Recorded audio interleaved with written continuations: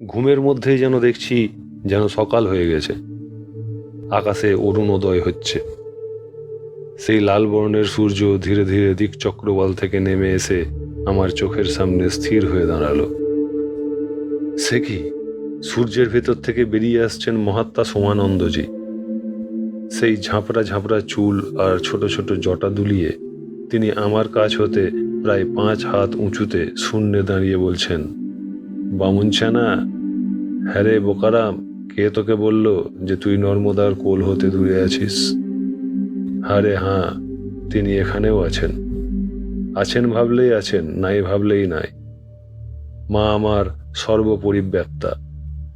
हाँ कहो तो হইও, नहीं कहा না যায়, हाँ नहीं के बीच में মাই রাহা समाय। কিছুক্ষণ চুপ করে দাঁড়িয়ে রইলেন, আবার স্ফুরিত হলো তাঁর কণ্ঠস্বর। ভালোবাসার ঘাটে কোনো অপরাধ করতে নাই। নিঃস্বার্থ ভালোবাসার ঋণ কেউ কখনো মাপতে পারে না, কেউ তা পরিশোধও করতে পারে না। বুড়ো নাগাটা তোকে ভালোবাসে, সকালে উঠেই চলে যাবি হাতিনোড়া। আবার তিনি নীরবে মাথা দোলাতে লাগলেন। আবার ভেসে এলো তাঁর কলকণ্ঠের ধ্বনি, ওরে তোর মেজাজ দেখে হলাম ভেকা, এমন করে যায় না তোরে একুল রাখা। দুঃখের কথা বলবো কি, হারিয়ে গেলে পাবি নে ঘি, দেখে শুনে হলাম বোকা। আমার এ কথাটি মনে রাখবি, মাঝে মাঝে চেয়ে দেখবি, রস পাবি মধু পাবি। ভাঙা ঘরে পাঁচিল পড়ে, জল ঝরে যায় রোখা চোখা, তা দেখে বুড়ো কাঁদে, খুকি কাঁদে, চেঁচিয়ে ওঠেন কচি খোকা। চেয়ে দেখ, ওরে তুই চেয়ে দেখ সড়ক পানে, ফুটেছে সোনার কমল, চাঁদ চেয়ে এসে নিরমল। ঝাঁপিয়ে পড়ে ধর্না তারে, তখন আপনি আলোক ওই বিমানে। ধীরে ধীরে সেই সূর্যগোলক সরসর করে উঠে গেল আকাশের মধ্যস্থলে। আমার ঘুম ভেঙে গেল। ঘেমে নিয়ে গেছি একেবারে, উঠে বসলাম। বন্য মোরগ ডাকছে। আকাশের দিকে তাকিয়ে দেখি সেখানে আধফালি চাঁদ কোনো মতে এখনো জেগে আছে। সকাল হতেই আমি প্রাতকৃত্য সারবার জন্য পাঁচিলের পূর্ব দিকের ফাটক খুলে পোগা পোমা গাঢ়াতে গেলাম। ভিলপল্লী এখনো নিঝুম আছে বলে মনে হলো। অধিকাংশ নারী পুরুষ এখনো নিদ্রিত। উৎসবের জের হিসাবে গত রাত্রেও তারা অনেক রাত্রি পর্যন্ত মাদল বাজিয়ে নেচেছে এবং হেঁড়িয়া খেয়েছে, নতুবা এই রকম ধারা তাদের নিত্যকার অভ্যাস নয়। খুব ভোরে উঠে তারা পাহাড়ের ঢালে পাথর কেটে জমি প্রস্তুত করে। মাথার ঘাম পায়ে ফেলে হাড় ভাঙা পরিশ্রম করে এই অনুর্বর পাথুরে জমিতে তারা বাজরা, কালো মোটা ধান, তাদের ভাষায় জংলি জটা এবং ভুট্টা ফলায়। আমি খাটিয়ার কাছে গিয়ে দেখি লছু এবং বুধন একেবারে যোদ্ধি বেশে তীর ধনুক ও বর্ষা হাতে নিয়ে বসে আছে। পরনে নেংটি, দুজনেরই কোমরে তালপাতার বোনা চওড়া পেটি, তাতে পিছন দিকে কোমরের কাছে একটা লোহার আংটা, তাতে দুজনের দুটো ছোট পুটলি ঝুলছে। অনুমানে বুঝলাম পথের খাবার। আমি বার সর্দারের কাছে বিদায় নিয়ে যেতে ইচ্ছা প্রকাশ করেছিলাম, কিন্তু লছু ও বুধন তখনই যাত্রা করার জন্য উদগ্রীব। তার ভাঙা ভাঙা হিন্দি বলিতে যা বুঝলাম তার অর্থ হলো, গত রাত্রেই তো বার সর্দার এবং আর সবাই বিদায় জানিয়েছে, আর দেখা করার দরকার কি? আমি আর কথা বাড়ালাম না। আমাকে মাঝখানে রেখে তারা পূর্ব দিকের ফাটক দিয়ে যাত্রা আরম্ভ করল, পোগা পোমা গাঢ়ার পাশ দিয়ে। তখন সূর্যোদয় হয়নি। মিনিট 10 হাঁটার পর পূর্বদৃষ্ট সেই গোলাকৃতি, মোচাকৃতি, লিঙ্গাকৃতি ঘন বনে ঢাকা পাহাড়ের চূড়াগুলো চোখে পড়ল। আমার ভয় হলো এই ভিল পল্লীতে সেদিন আমার আসার সময় যেমন মসৃণ সূচলো রকের উপর দিয়ে হাঁটার ফলে পা কেটে রক্তাক্ত হয়েছিল, আজও প্রায় সেই রকম দশা হবে। কিন্তু তা হলো না। তারা পাহাড়ের ঢাল দিয়ে অন্য একটা পথ হেঁটে রকের উপর এমন জায়গায় নিয়ে এসে পৌঁছালো যেখানটা দেখতে পাহাড়ের উপর একটা সমতল ভূমি, টেবিলের মতো। সেখান থেকে চারদিকে চেয়ে আমার মনে হলো পৃথিবীতে বন ছাড়া বুঝি আর কিছু নাই। এই সময় আকাশের দিকে তাকিয়ে দেখলাম সূর্যোদয় হয়ে গেছে। রোদের সোনালি কিরণ পড়ে সমগ্র বনভূমি উদ্ভাসিত হয়ে উঠেছে। মনে হলো সত্যিকার বনের অপরূপ সৌন্দর্য কেউ যদি দুচোখ ভরে দেখতে চায়, তাহলে তার এই রকম একটি স্থানে আসা ভালো। সেখান থেকে লছু দেখালো একটু দূরেই পাহাড় থেকে দুদিকে জলের ধারা বয়ে যাচ্ছে। একটি ধারা চলেছে তাদের পল্লীর দিকে। এই ধারাই তাদের গায়ে গিয়ে পোগা পোমা গাঢ়ার সৃষ্টি করেছে। আর একটি ধারা বয়ে চলেছে উল্টো দিকে। লছু বলল, কুবজা। উত্তরায়ের পথে বেশ কিছুটা জঙ্গল পথে নেমে যাওয়ার পর সেই কুবজা ধারা প্রায় 50-60 ফুট চওড়া হয়ে বয়ে চলেছে খড়বেগে। এইটাই কুবজা নদী। লছুর কথাই বুঝলাম এই জলস্রোত ছোট পাহাড়ি নদীর আকারে বয়ে গিয়ে যেখানে নর্মদার সঙ্গে গিয়ে মিশেছে সেই স্থানেরই নাম হাতনোরা। উত্তরায়ের পথে ওই পাহাড়ি নদীর ধার ধরে আমরা হাঁটতে লাগলাম। ছোট নদীর দুই ধারেই ঘন বন। প্রায় মাইল 2 যাওয়ার পর পথে দূর থেকে দেখতে পেলাম 3 জন লোক আসছে। তাদের দৈহিক গঠন এবং সাজসজ্জা দেখে তাদেরকে ভিল বলেই মনে হলো। কাছাকাছি হতেই লছু তাদের একজনকে তার মাতৃভাষায় জিজ্ঞাসা করল, অকাতে বাং চালাক আনা? তাদের কাছ হতে উত্তর এলো, দহি। লছু তাদেরকে বলল যে তারা দহি থেকে আসছে। দহিতে কার বাড়িতে যাবে বলতে সেই লোকটি জানালো, মটরা। লছুর দিকে সপ্রশ্ন দৃষ্টিতে তাকাতেই লছু আমাকে ভাঙা ভাঙা হিন্দিতে অনেক কসরত করে বুঝাতে পারল যে ওই লোকগুলি তাদেরই স্বজাতি, তাদেরই গায়ে মটরা ভিলের বাড়িতে যাচ্ছে। তারা মটরার কুটুম, কাজেই লছু বুধনেরও কুটুম। পরস্পরকে শাল পাতার চুটা বা বিড়ি জাতীয় জিনিস আদান প্রদান করল। চুটা ধরিয়ে খেতে খেতে দুর্বোধ্য ভাষায় 5 মিনিট কাল নিজেদের মধ্যে কিসব কথাবার্তা হলো। আমি একটু দূরে দাঁড়িয়ে থাকলাম। তাদের কথায় একটি কথা আমার জানা হয়ে গেল যে লছু বার সর্দার প্রভৃতির গায়ের নাম দহি। দহিতেই আমি 2 রাত পরম সমাদরের মধ্যে কাটিয়ে আসছি। আবার আমরা চলতে শুরু করলাম নদীর ধার ধরে। আগন্তুক পথিকরা চলে গেল দহির পথে। অনুমান করলাম বেলা বোধহয় 9টা বেজেছে। কিছুটা যাওয়ার পরে নদীকে আর দেখতে পেলাম না। নদী বেঁকে পাহাড়ের মধ্যে ঢুকে গেছে। লছু তার বর্ষাটা আমার হাতে দিয়ে আমার লাঠিটা নিয়ে সামনের ঝোপঝাড় ঘা মেরে সরাতে লাগলো।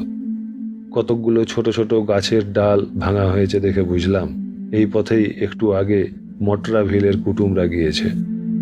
হাঁটবার সুবিধার জন্য তাঁদেরই এই কাজ। পাহাড়ে জঙ্গলে না ঘুরলে একটা নদী যে তার বিরাট জলস্রোত নিয়ে সহসা এইরকমভাবে আত্মগোপন করতে পারে বা হারিয়ে যেতে পারে গিরিসংকটের মধ্যে, তা এই পথের পথিক বা পরিব্রাজক ছাড়া আর কারও পক্ষে অনুমান করা সম্ভব নয়। যাই হোক, আমরা ক্রমে একটা ঘন জঙ্গলের মধ্যে এসে ঢুকে পড়লাম।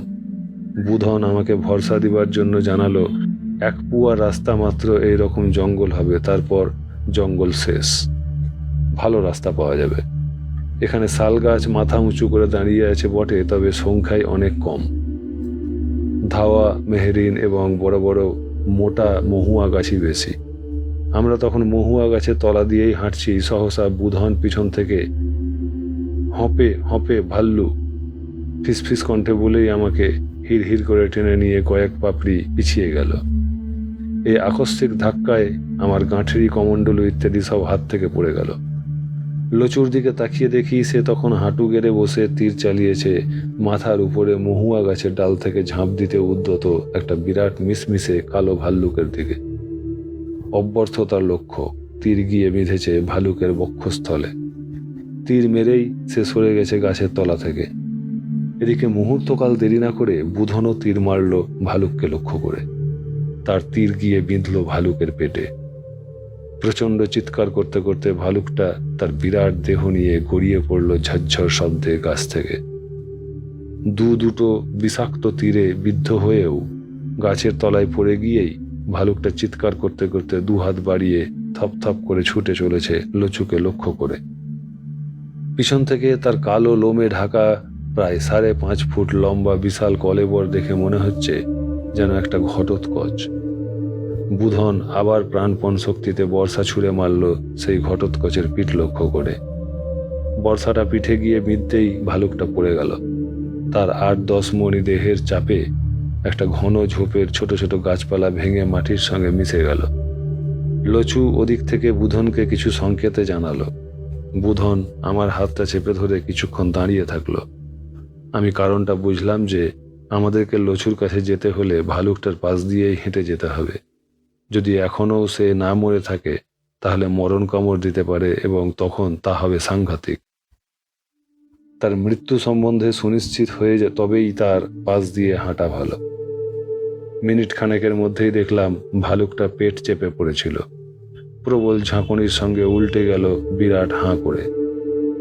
বিশাল কালো মুখের হাঁয়ের লাল গহ্বর থেকে লাল জিহ্বাটা বেরিয়ে পড়ল। তার দুপাটি দাঁত চেপে বসল সেই জিহ্বার উপর। আমিও এখন তার মৃত্যু সম্বন্ধে নিশ্চিত হলাম। ধন্য সুলপানির ঝাড়ি। সমগ্র জঙ্গলটাকেই মনে হচ্ছে কালান্তক মহাকালের মৃত্যুজাল।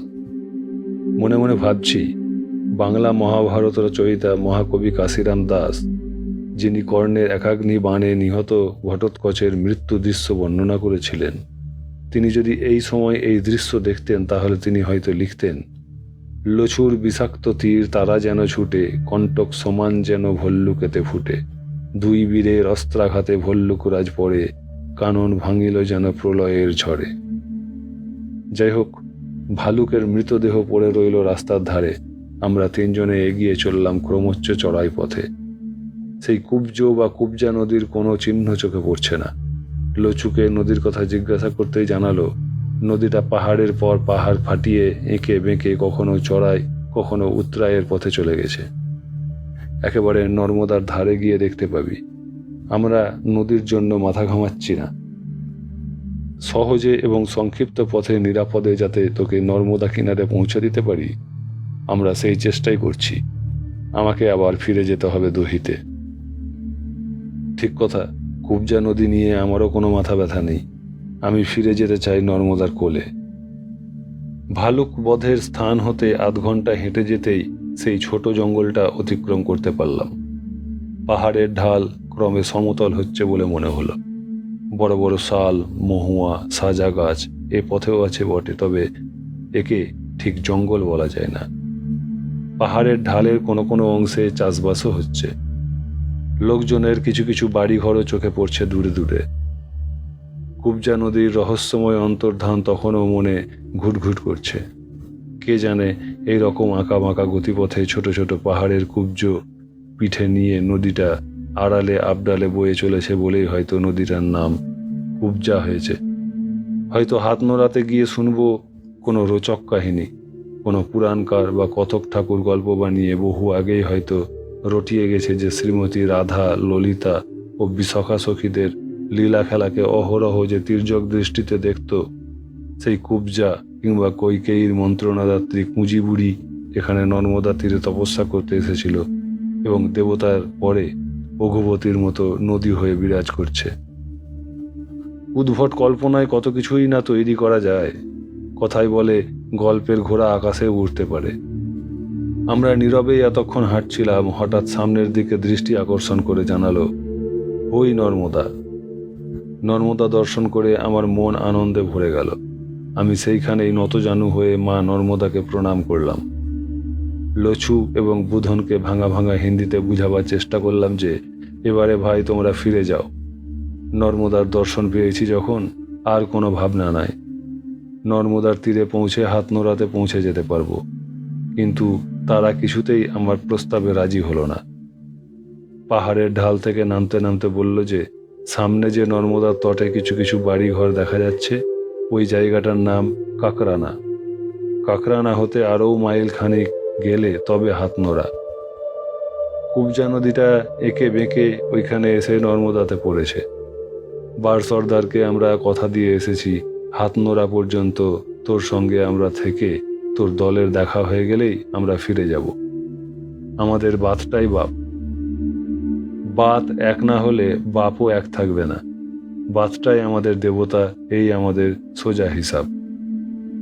লছুর যে হিন্দি জ্ঞানের পরিচয় পেয়েছি, তাতে এতগুলো কথা হিন্দিতে অনর্গল বলতে গেলে কতবার যে হোঁচট খেত তার ঠিক নাই।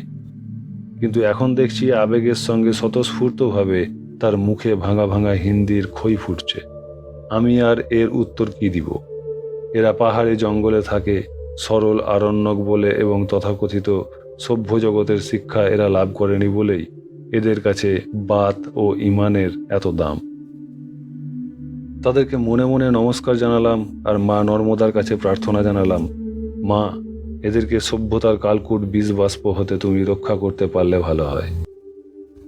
তথাকথিতভাবে সভ্য হলে হয়তো এদের ভাত কাপড়ের সমস্যা মিটবে, তবে এদের এই সহজাত মহত্ব এবং সরলতা, এই বাত ও ইমানের সুদুর্লভ সহজ পাঠ, এই দুর্মদ প্রাণশক্তি জটিলতা ও কুটিলতার চক্রপাকে পড়ে নষ্ট হয়ে যাবে। তোমার যা ইচ্ছা তুমি তাই করো। আমরা এখন একরকম নর্মদার তটে বা চরে পৌঁছে গেছি বললেই হয়। তবে এই চর গঙ্গা, ত্রিবেণী বা কংসাবতী নদীর বালুচর নয়।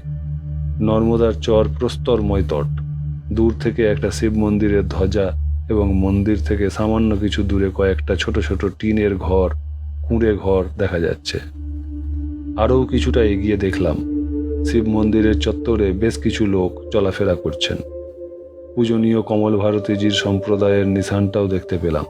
নিশানটা দেখা মাত্রই বুঝতে পারলাম এইখানেই আমাদের মহান্তজি শ্রী নগেন্দ্র ভারতী ছাউনি ফেলেছেন। দূর থেকেই আমাকেও তাঁরা দেখতে পেয়েছেন। আমি চিনতে পারছি মতীন্দ্র এবং লক্ষণ ভারতীজি আনন্দে হরনর্মদে বলতে বলতে আমার দিকেই ছুটে আসছেন। মহান্তজিও আসছেন। মতীন্দ্র এসেই আমাকে বলতে লাগলেন, বলিহারি আপনার ক্রোধকে, আজ 3 দিন আমরা এখানে আপনার অপেক্ষায় বসে আছি। মহান্তজি 3 দিন যাবৎ মুখে কিছু তোলেননি। তাঁর কথা শেষ না হতেই মহান্তজি এসে আমাকে সশ্রু নয়নে জড়িয়ে ধরলেন। আমি তাঁকে এবং লক্ষণ ভারতীজিকে প্রণাম করলাম। মতীন্দ্রজি হাসতে হাসতে আমার কাছ হতে ঝোলা গাঁঠরি কমণ্ডলু নিয়ে শিব মন্দিরের দিকে এগিয়ে গেলেন। ইতিমধ্যে লক্ষণ ভারতীজি ভিলদের ভাষায় কথা বলে লছু ও বুধনের কাছ হতে সব বৃত্তান্ত জেনে নিয়েছেন। মহান্তজিকে সব সমাচার জানতেই তিনি লছু ও বুধনকে শিব মন্দিরের চত্বরে নিয়ে গেলেন। কয়েকজন নাগা আটায় পুরি ভাজছিলেন। মহান্তজি লছু ও বুধনকে পেট ভরে খাওয়াতে বললেন। শুধু তাই নয়, তাদেরকে সের 5 আটাও দিতে বললেন। নর্মদা মাই ও মহাদেবকে ভোগ নিবেদন করার পূর্বে ওই ভিল দুজনকে খেতে দিতে লক্ষণ ভারতীজির আপত্তি ছিল। তিনি সে কথা বলতেই মহান্তজি তাকে ঝাঁঝিয়ে উঠলেন। বললেন, লক্ষ্মণ ভাইয়া, তুমি এতকাল আধ্যাত্ম জীবন যাপন করছো, এখনও ধর্মের বহিরঙ্গ দিকটাই তোমার কাছে বড় হয়ে রইল। অন্তরঙ্গ দিকটা এখনও তুমি আস্বাদন করতে পারোনি। নর্মদামায়ী এবং দয়ালু আশুতোষ এদের রূপ নিয়েই বাঙালি বাবাকে রক্ষা করেছে। তারা তাকে মেহমান জ্ঞানে যত্ন করেছে শুনলে তো। আমরা সাধু হয়ে যদি আজ তাদেরকে নারায়ণ জ্ঞানে সেবা যত্ন করতে না পারি, তাহলে সাধু জীবনের সার্থকতা কোথায়? লক্ষণ ভারতীজি আর কোনো উচ্চবাচ্য করলেন না। লছু ও বুধনকে তিনি পেট পুড়ে পুরি ও লাড্ডু খাইয়ে দিলেন। 5-7 সের আটাও দিলেন। আমি লক্ষণ ভারতীজিকে বললাম, আপনি দয়া করে এদেরকে বার সর্দার এবং দহির সমস্ত ভিল নারী পুরুষদেরকে, বিশেষত প্রথম দিন পল্লীতে পৌঁছাবার পর যে মাই নিজের সন্তান জ্ঞানে গরম জলের সঙ্গে লতা পাতা মিশিয়ে আমার রক্তাক্ত পায়ের ক্ষত ধুয়ে দিয়েছিলেন, তাকে আমার নমস্কার ও কৃতজ্ঞতা জানাতে বলে দিন এদের ভাষায়। আমি লছু ও বুধনের হাত জড়িয়ে ধরলাম। লক্ষণ ভারতীজি আমার বক্তব্য তাদেরকে বুঝিয়ে দিতেই তাদের মুখ চোখ হাসিতে উজ্জ্বল হয়ে উঠল। হাসি মুখে তারা বিদায় নিল। তারা চলে যেতেই আমি মতীন্দ্রকে সঙ্গে নিয়ে নর্মদায় স্নান করতে গেলাম। আমি মতীন্দ্রকে কথার ছলে জিজ্ঞাসা করলাম, মান্ডবগড়ে রেবা কুণ্ড পর্যন্ত আমি দেখেছিলাম প্রায় সকলের ঝোলাতে কিছু কিছু আটা এবং কন্দমূল ছিল। এই 3 দিনের মধ্যে এমন কি ভাগ্যোদয় ঘটল যে আজ সকলেরই রাজসিক ভোজনের আয়োজন দেখছি?